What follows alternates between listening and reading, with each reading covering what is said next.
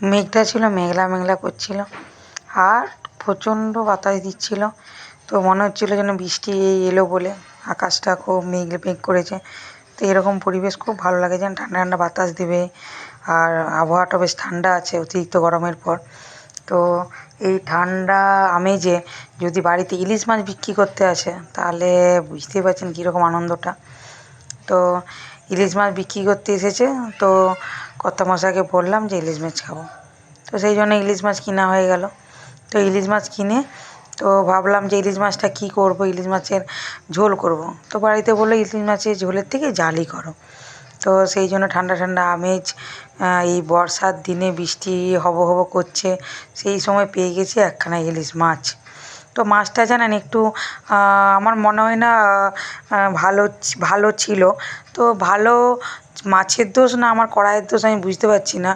কারণ আমি সেই সময়টা একটু কাজে ছিলাম, তো কড়াইয়ের তেলটা দিয়েছিলাম, তো গরম হয়ে যাওয়ার কথা, গরম হয়ে গেছিলো মনে হয়। তো আমি কী করেছি, মাছটাকে দিয়ে দিয়েছিলাম।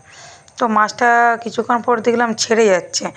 তো এই জন্যে মাছটাকে আমি আর ভাজতে অসুবিধা হয়েছে, অনেক জায়গায় আপনারা দেখতে পাচ্ছেন ছেড়ে গেছে। তো তারপর আমি মাছটাকে ঝাল করলাম আর বাঁধাকপির তরকারি করেছিলাম আর বোধহয় ঢ্যাঁড়স ভাতে করেছিলাম। ভিডিওটা কদিন আগের করা, তো আজকে সারা সুযোগ হয়েছে, কাজের ব্যস্ততার মধ্যে ছেড়ে উঠতে পারিনি। তো ভাবলাম ইলিশ মাছ করছি যখন আপনাদের সাথে একটু শেয়ারই করি। বহুবার ইলিশ মাছের ঝাল দিয়ে আমি রেসিপি দিয়েছি, আমার হয়তো পেজে আছে।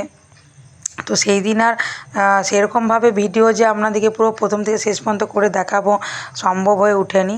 তো সেরকমভাবেই যতটুকু আমি পেরেছি আপনাদেরকে দেখিয়েছি আর কি। তো ইলিশ মাছের ঝালটা সত্যিই খুব ভালো লাগছিলো। তবে কি মাছটা একটু ওই অসুবিধার জন্য আমার মনে একটু ছেড়ে যাচ্ছিলো। অন্য দিনে মাছটা ছাড়ে না, যে ভদ্রলোক মাছ দেন সে খুব প্রচণ্ড ভালোই মাছ দেন।